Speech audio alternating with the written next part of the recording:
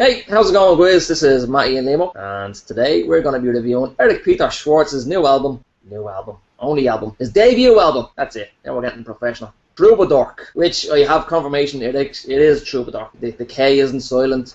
No funny business. Is the T not silent? I would have thought the T was silent. No, there's no silent letters and no invisible letters. How do you know? That's a good question. That's deep.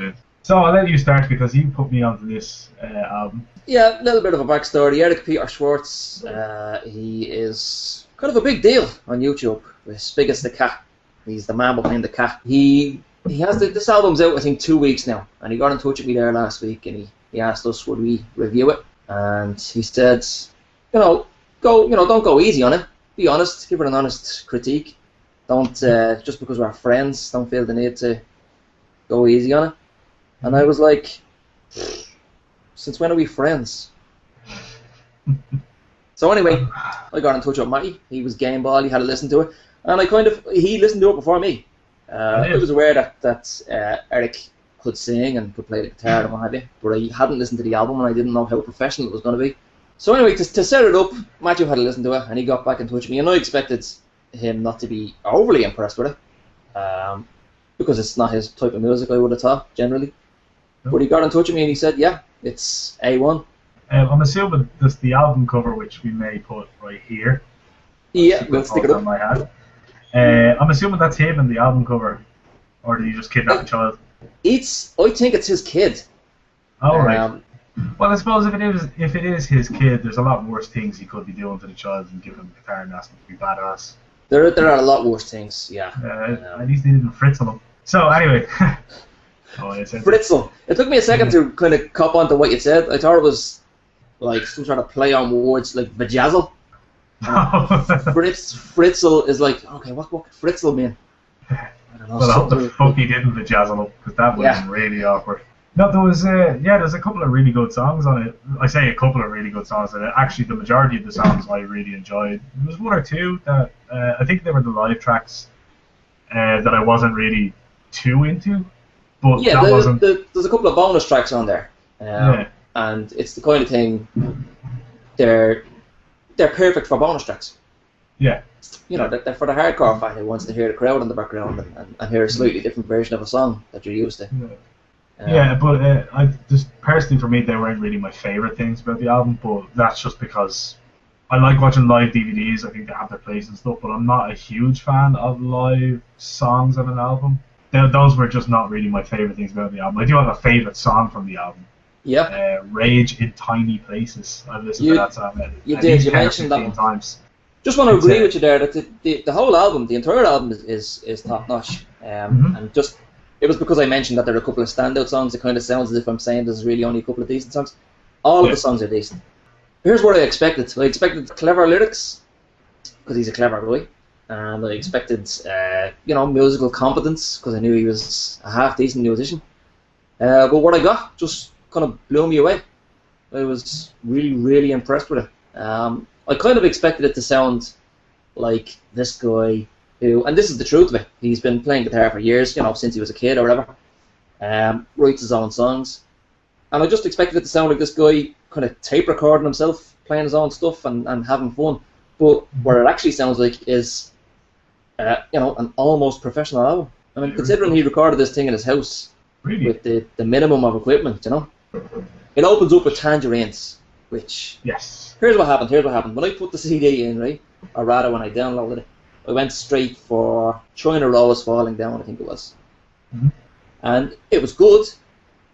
And I was like, oh yeah, that sounds pretty good. A better sound quality than I expected.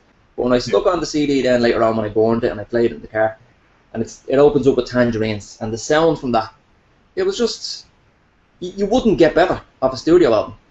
No, not at all. It sounded like it was recorded. That's why I was surprised when you said he recorded it in his house. I thought he actually paid for the studio time and went in and recorded the full thing like in his studio. Yeah, no. So. Yeah, the minimum of expense, Yeah, impressive. And it's incredible. And I've spoken to a couple of other people about it, and everybody kind of mentions this, and kind of saying things like, imagine what he could do if he had the money, if that was available to him. And in one sense, I agreed. But in another sense, this kind of got me thinking about something else as well. I like the sound that he's put out with this album. It's a sort of an intimate sound. It's one of those things where you get the feeling with the track that he did it in one take. There was no messing about. There's probably sections of let's say some of the lyrics where you could say, right, you could go at that again because, let's say your voice breaks a little bit or the note just wavers a little bit. You could re-record it, and he didn't. So it sounds like you're in this guy's living room listening to him play, and you can't fault it. Yeah, it's like a real personal feeling when you're listening to it. Yeah, look, I know you don't like Oasis. Oasis. Yeah, I can't stand them. And I let you rant about it last time when I didn't defend them, and I probably should have, considering I would have been a fan. I'm still a fan now, but I can't remember the last time I actually listened to an album. But the point I'm making is their first album, they literally just bashed the songs out. And you can hear it. You can hear that it's there's very little. I was going to say very little fine tuning, but obviously they fine tuned these songs over the course of a couple of years before they released that album. As a band starting out, but very little fine tuning in the studio. What was the album with the big clock on the front of it? I can't remember. That'll show you how much of a fucking fan I am. But the point I'm making is, I love the sound of that first album. I love the intimate feel of it. It sounds like you're listening to a 4-piece in your fucking living room, Yeah. And I've been working about Oasis for probably 10 minutes now, and I shouldn't have done that. No, but your point is that it's like when you're listening to this, you feel like you're actually listening to someone who has talent, and who is capable of singing and writing his own songs. There's no studio messing around with it. There's no auto tune and shit like that. It's not being fixed afterwards. It's just like a lad and his guitar sitting down to write and play.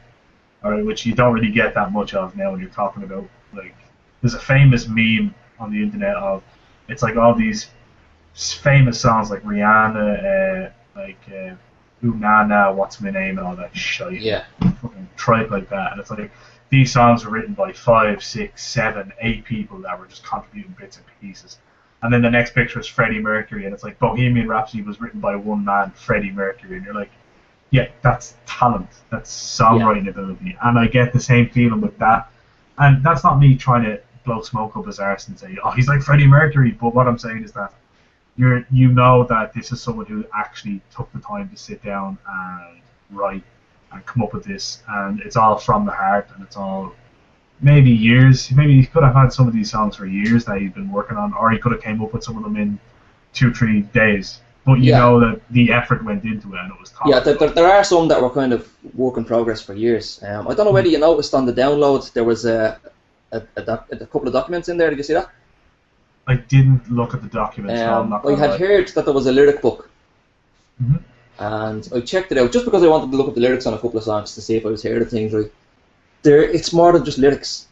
That's one of the great things about this download for anybody who buys it. This guy has put the effort in to make it worth. I mean, a lot of people will just record a few songs, bang, there you go, download that, give me your money. Whereas this guy has put out a bunch of songs. What is that, 15 songs? 18 songs altogether. 3 of them are bonus tracks. You've got a couple of live tracks there. But the lyric book, number one, you've got the lyrics in it, but you've also got a little bit of a backstory behind each song. Sometimes he'll be going into detail about the actual lyrics, explaining where the song comes from, what inspired him. Sometimes he'll go off on a tangent and he'll just say what the song reminds him of. There was one song in particular, Alex Jordan. Did that one stand out to you at all? That's track 3. Yeah, track 3. I'm not gonna lie to you, it didn't really stand out to me that much. So. Yeah, it's not my favourite song on the album, but I thought it was catchy, and I found myself skipping to it a few times. Yeah. It's what it reminded me of. Now, initially I was kind of disappointed because I thought it was going to be about the porn star Alex Jordan, who killed herself in 1995 and left a suicide note to her pet board. But it's not. It's about a different Alex Jordan. Okay. The one thing the song reminded me of was, in Scrubs, at the end of the episode, when Zach Braff starts monologuing and this music builds up in the background. And it's usually some indie band that you never heard of. And sometimes it's like really decent, and you say to yourself, geez, I must look up that band. That's half decent, and we didn't download that album. And you never do. But you think that to yourself for a second. But that's what that song reminds me of. Next time you listen to it, think about Zach Braff walking around the hospital, reminiscing about the things he's learned that day. Yes, I will. And it'll all click into place.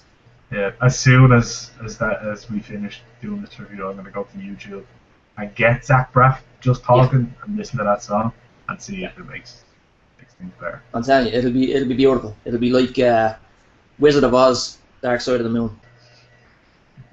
I like it. So yeah, I mean, as you said at the start, this type of music isn't my cup of tea normally. I like a few. There's a band called Of Monsters and Men. I don't know if you've heard of. You probably heard that song, Little Talks. That's like their most famous song. It's like do do do do do do do do. It's always on the radio. Yeah, always on the radio. Yeah. Now, this album, not that it's the same type of music, but there was parts that kind of reminded me of that band a little bit. But so I would say that that type of kind of, I'm lumping them in the same genre, even though they're not the same genre. But like, that's kind of the only music like this so far that I've ever really listened to, enjoyed. You know what I mean? I'm not really into acoustic guitars and folk music and stuff like that.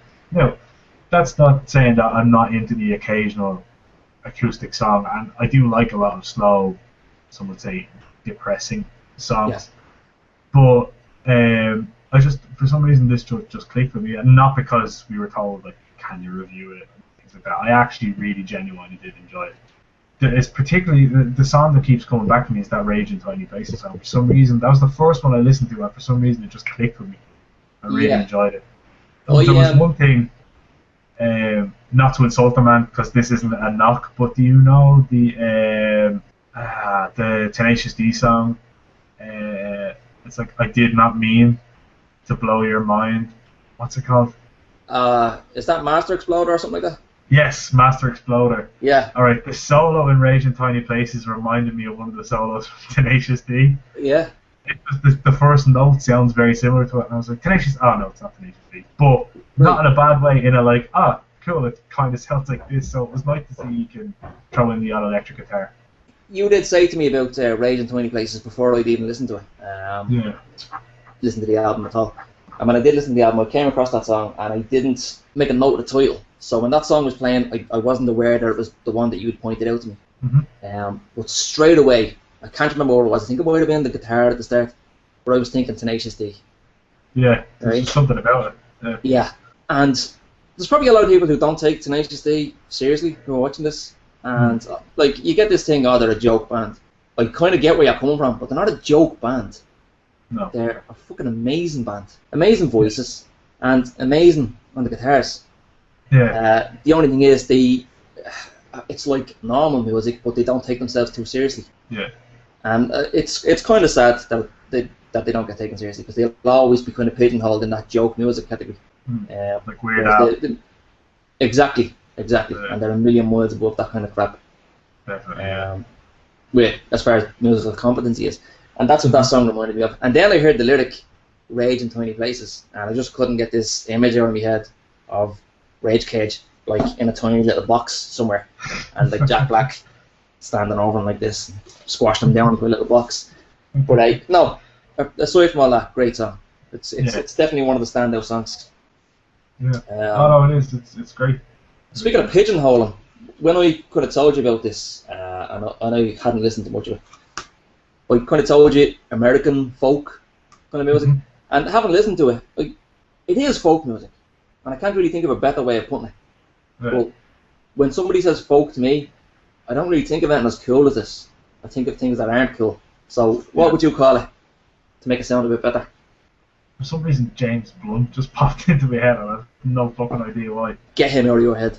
I would just put it in the category. I'd invent a new category for it, even though it's not a new category. I just don't know the name of the one I want to say. But it's just a talented singer-songwriter who has some very good songs and who can play the guitar. Yeah, he's not like your fucking shred guitarist where he's gonna rip into like bass mountain solos. But the chap can play the guitar. You know what I mean? Oh yeah, that's one of the things I was blown away by.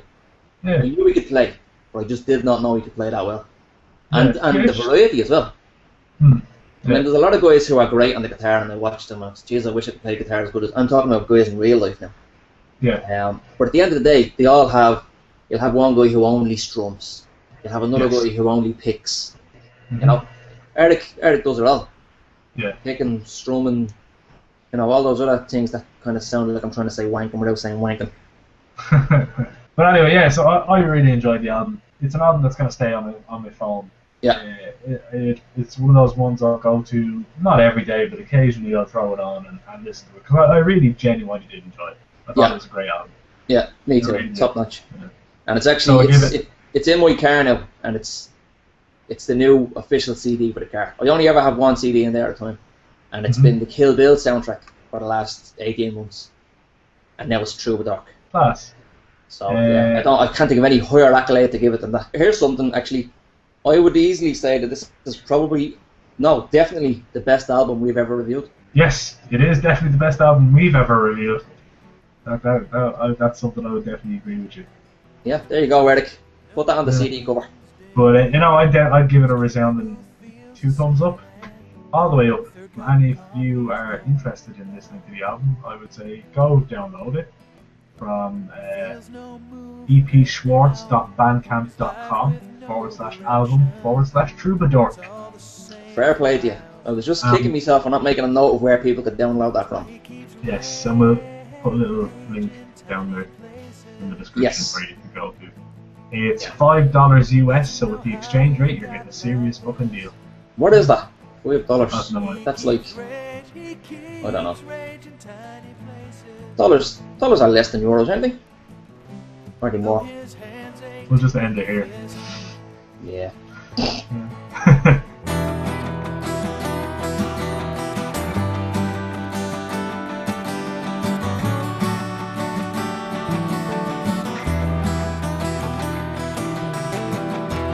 He hears the chatter like a constant itching, causing a pain behind the eyes. He had a dream once about light and music. Now it's fighting to survive. That's why he keeps raging tiny places. Doesn't see any way out of this. He keeps raging tiny places because he's on.